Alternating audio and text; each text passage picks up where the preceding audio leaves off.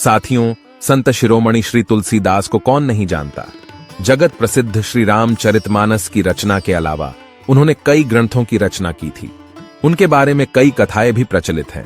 आज के इस वीडियो में हम संत शिरोमणि श्री तुलसीदास जी के एक श्लोक के बारे में चर्चा करेंगे, जिसमें उन्होंने यह साबित किया है कि आप और हम सभी के नाम में राम का नाम छुपा है। एक बार श्री तुलसीदास जी से एक भक्त ने एक सवाल पूछा। श्री तुलसी जी ने जो जवाब दिया और मार्ग दिखाया, उसे देख गणित के बड़े बड़े विद्वान भी चकित हो गए। भक्त ने श्री तुलसीदास जी से पूछा कि आप श्री राम के अनन्य भक्त हो, हमेशा श्री राम के इतने गुणगान करते हो, सदा राम नाम के जाप में ही लगे रहते हो, क्या कभी खुद श्री राम ने आपको दर्शन दिए हैं? तुलसीदास जी ने भक्त को जवाब देते हुए कहा, हाँ भक्त, मेरे प्रभु श्री राम तो हमेशा मेरे हृदय में निवास करते हैं। मुझे तो नित्य प्रति उनके दर्शन होते हैं। मेरे जीवन का कोई पल या कोई दिन ऐसा नहीं जाता जब मुझे प्रभु श्री राम की समीपता का एहसास न हुआ हो। भक्त बोला, तो महाराज, क्या आप मुझे भी प्रभु राम के दर्शन करा देंगे? तुम श्री राम के दर्शन स्वयं अपने अंदर ही प्राप्त कर सकते हो। हर नाम के अंत में राम का ही नाम है।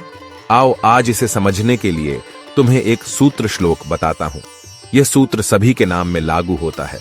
सूत्र यह है, नाम चतुर्गुण पंचतत्व मिलन, तासां द्विगुण प्रमाण, तुलसी अष्ट सौभाग्य, अंत में शेष राम ही राम।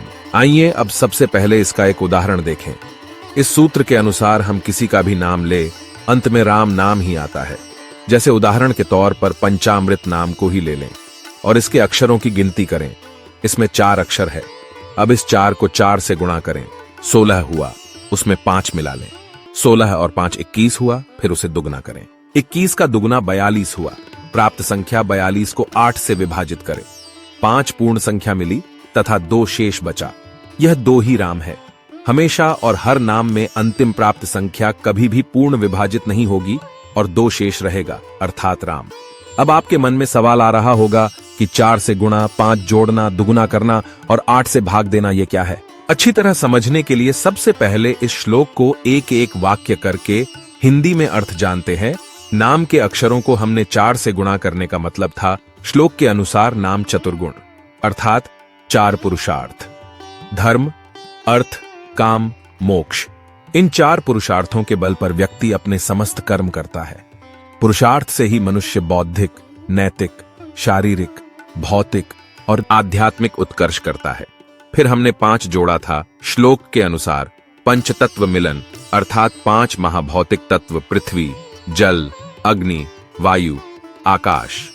वैदिक हिंदू धर्म शास्त्रों के अनुसार इस चराचर जगत के सभी पदार्थों के मूल यह 5 तत्व ही माने गए हैं, जिनसे सृष्टि का प्रत्येक पदार्थ बना है। प्रकृति इन्हीं पंचभूतों से बनी मानी गई है। फिर हमने 2 से गुणा किया श्लोक के अनुसार तासां द्विगुण प्रमाण, अर्थात माया व ब्रह्म। माया क्या है? जो अनुभव तो किया जा सके लेकिन उसका कोई अस्तित्व ना हो। माया मनुष्य के जीवन का आधार है।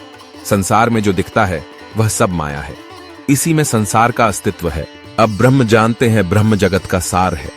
वो दुनिया की आत्मा है, वो विश्व का कारण है, जिससे विश्व की उत्पत्ति होती है, जिसमें विश्व आधारित होता है और अंत में जिसमें विलीन हो जाता है। ब्रह्म एक है, अद्वितीय है, स्वयं ही परम ज्ञान है, प्रकाश स्रोत की तरह रोशन है, निराकार, अनंत, नित्य और शाश्वत, सर्वशक्तिमान और सर्वव्यापी है। फिर हमने प्राप्त संख्या को 8 से विभाजित किया था।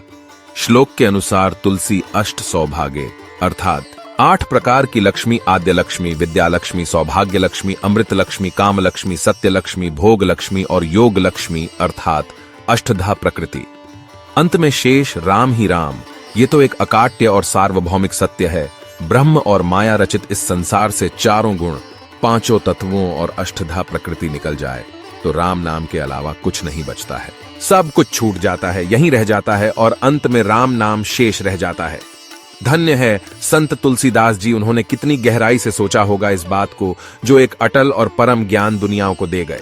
साथियों, आज की यह जानकारी आपको कैसी लगी जरूर बताना और कमेंट बॉक्स में जय श्री राम लिखना ना भूलें।